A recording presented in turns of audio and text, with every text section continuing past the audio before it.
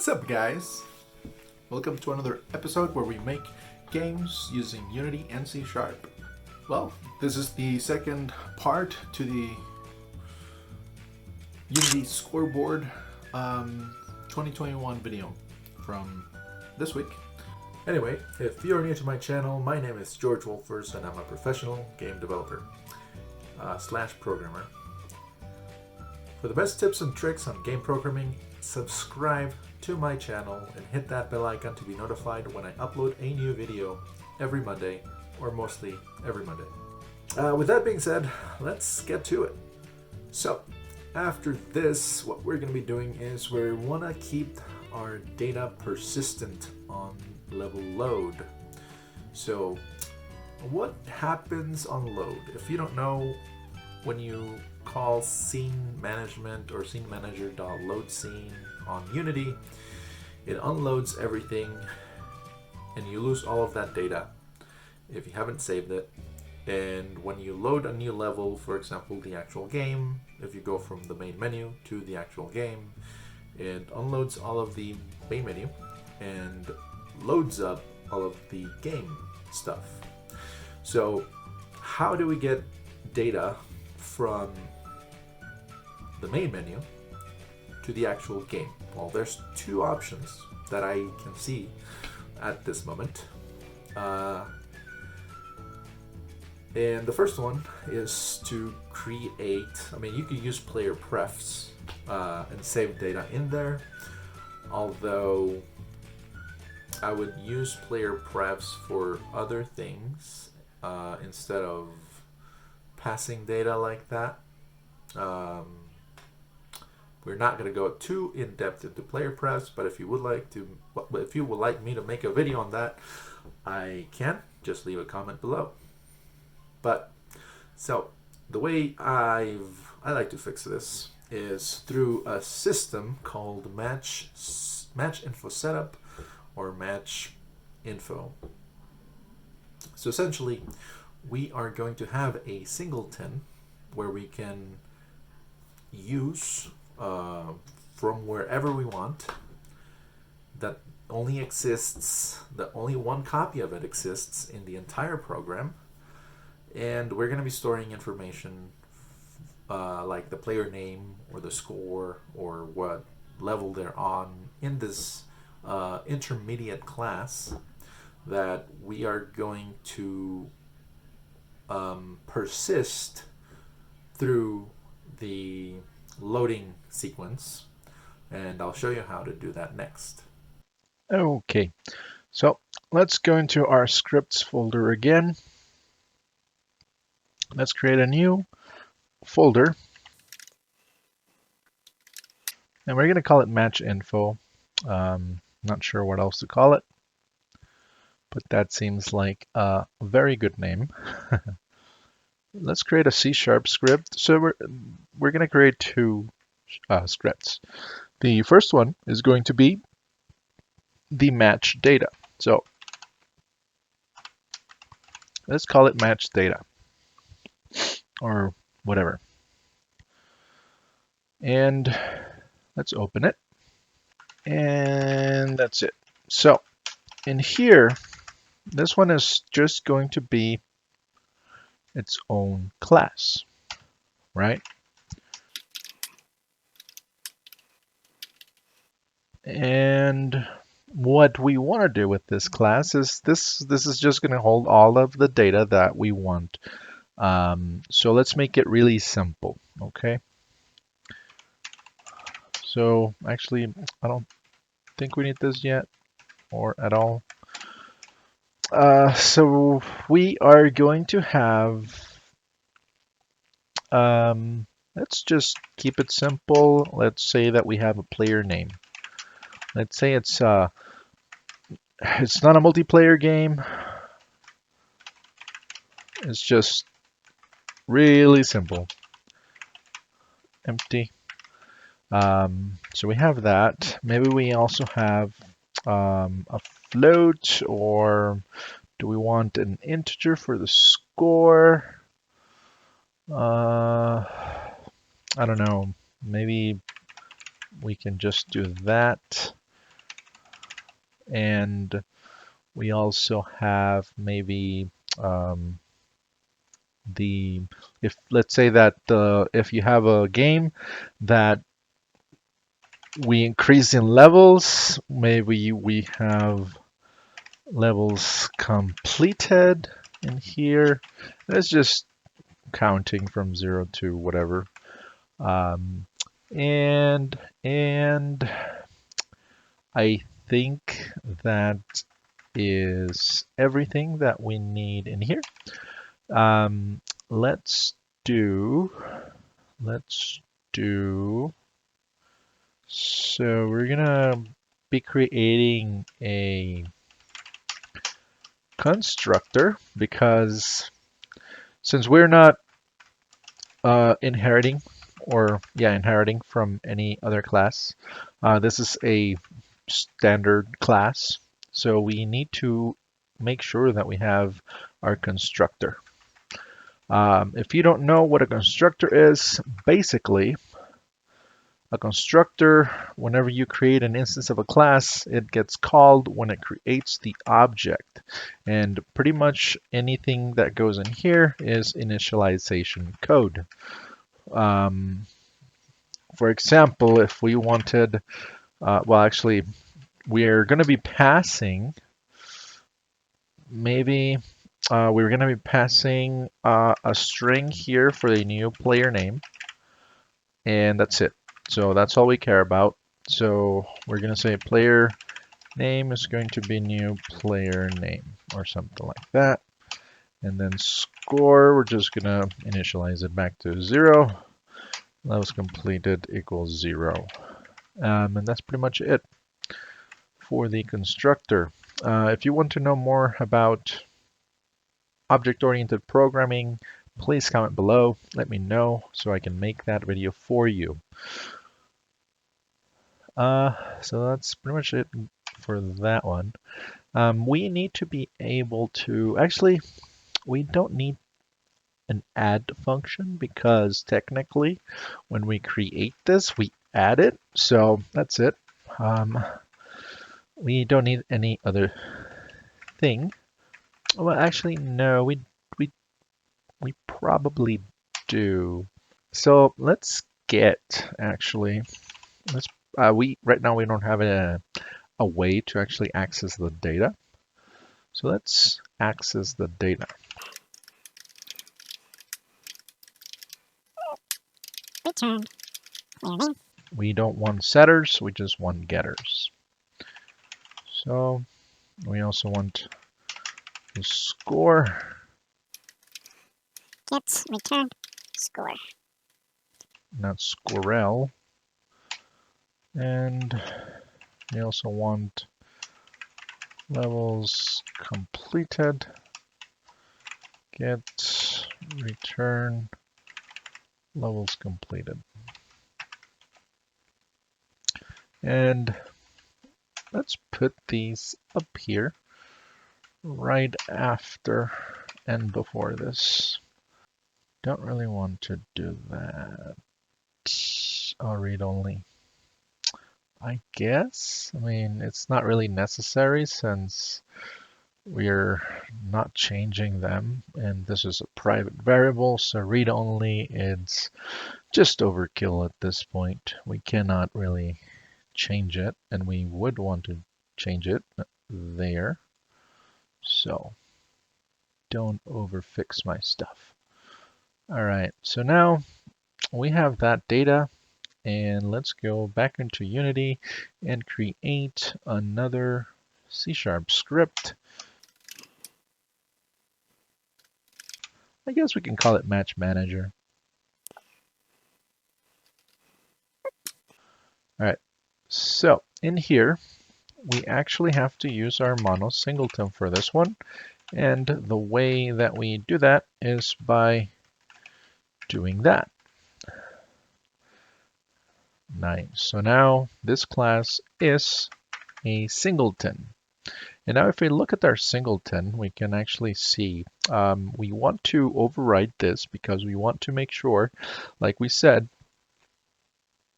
this one needs to stay alive for the entirety of the game so that we can pass information from one place to another. Okay. So we want to get these two, copy those, and we're just going to paste them right here. And instead of saying virtual, we're just going to say override. Okay. And here is where we're going to call. What this does is we are calling the base class, which is mono singleton.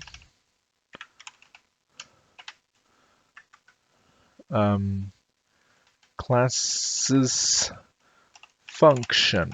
So this one is this one. So when we are saying base.uninitialize, we're calling this function right here. If we don't do this, then this is completely changing what this used to do, and it will no longer do this. Usually, when we are creating things, we want to add on to the functionality that already exists. There are some cases where you would just obliterate the previous functionality and just add a whole new one. But in this case, we want to make sure that we call onInitialize, either at the beginning or at the end. It doesn't matter, but it needs to be called at some point. With that said, let's do this one as well. So we gotta overwrite this guy as well. And instead of saying false, now we gotta say true. And that's it. And then we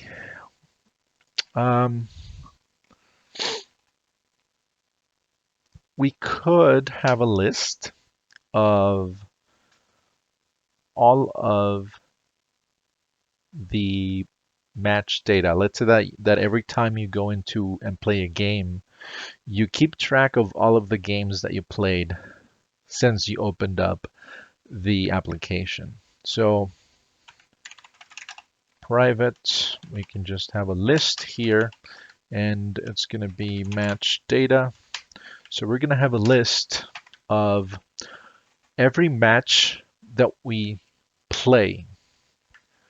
I guess we can call it match data list, and we need to make sure that we create the instance to be able to use it. So in the initialize, we don't really have to do much here. You could, if you had something that you wanted to do, but yeah. Now, this is kind of important.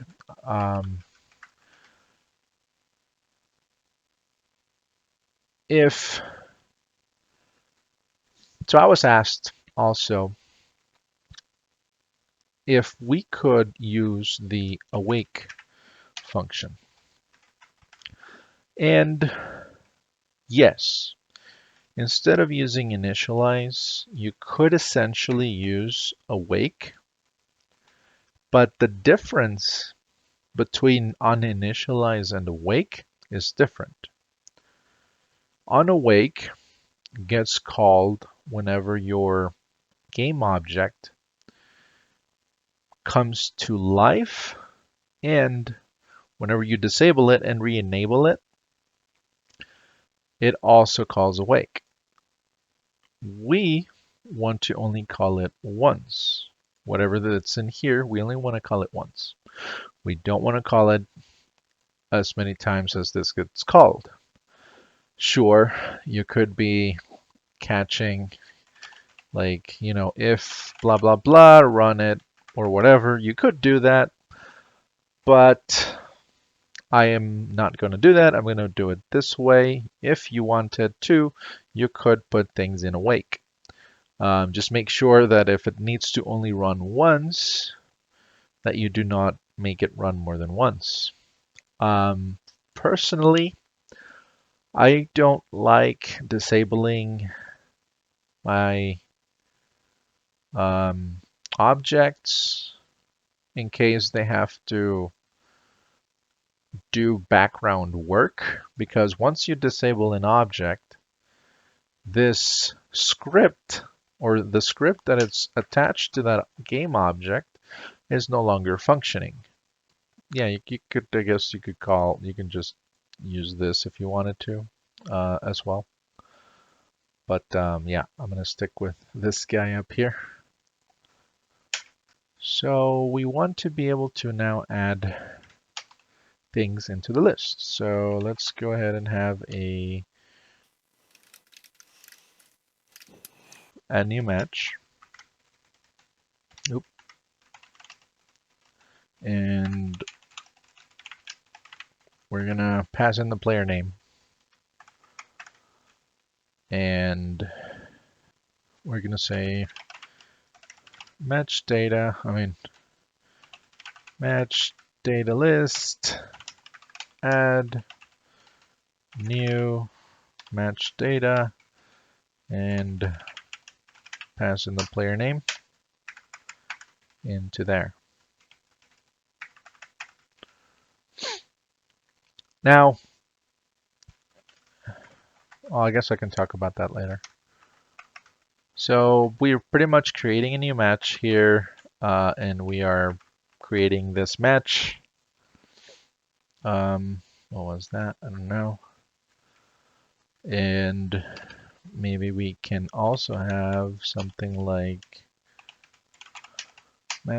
public match data get current match or something like that, which it could just be current match, and it'll be like a get return something. And what we want to do is we want to have an index here, current match index, and we're gonna be saying -1, and we'll say if actually let's do current match index is greater than or equal to 0. If that is true, we are going to do that. Otherwise, we're going to return null. And in here, we're going to pass in current match index. So if you don't know what this is, if it's just gibberish to you, I forgot what the name of it was. Ternary? I would have to get back to you on the name, but what this is this is essentially a if-else statement. So the if part, or the condition, is right here. So we want to make sure that the current match index is greater or equal to 0. Okay, and anything after this is going to be the what's going to happen, and then this one's the else. So if it's true, if current match index is greater or equal to 0, we're going to return whatever's in the list. If, however, we are at -1, which is anything less than 0, then we're going to return null. Because if we go into here with a negative index, it's going to crash the game because we are going to be accessing out of bounds data.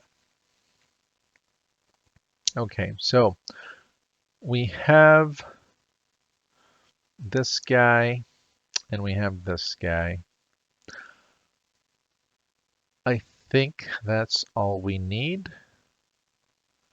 I don't think we need an update function because we can just get this guy and update whatever's in here, and that should be good enough.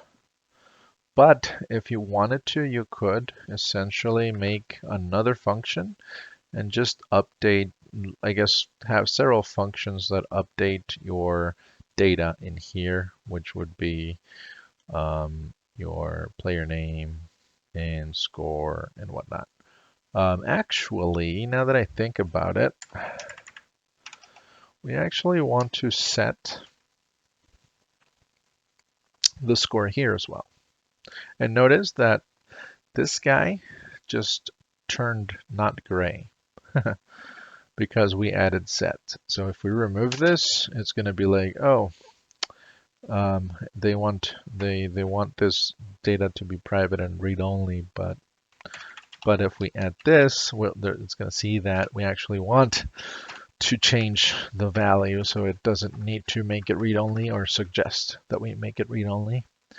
So anyway, what we have to do in order for us to actually update the score is this. So we get the score and we say equals and we say value, and that's it. Normally we would like to be like, if the value that's coming in is like a valid value or whatever, then we want to update the score, but right now we don't really care. And same thing for the levels completed. So we're going to say set levels completed equals value. Okay. And we don't have to update the player name because the player name doesn't change throughout the gameplay, only the score and the level itself, the levels completed. Okay, so now we have the data. And when you go into your game, all you have to do is call your match manager.instance, fetch your current match, and do whatever you want with that data. And you can access it from whatever, from the main menu, from the game, or from the game over screen. It's up to you. So there you have it. I hope this video was helpful and of value to you. If you liked it, be sure to subscribe and hit that bell icon to be notified when I post a new video every Monday. Be sure to also share this video with anyone you think will benefit from it. If you have any questions, please post them on the comments below. I would love to hear from you. If you would like to receive updates from us and keep track of what we have planned for this channel, be sure to subscribe to our newsletter. All the links are down below. We're going to be making some courses for you all with more in-depth information and a lot more perks. So, if you would like to be one of the first people to hear about when it will be released, join our mailing list. We won't spam you. We actually hate that sort of thing. So here are other videos on game programming using Unity and C#. Thank you for watching. We hope you enjoyed this video. Stay safe and we'll see you next week. Welcome to our new vid.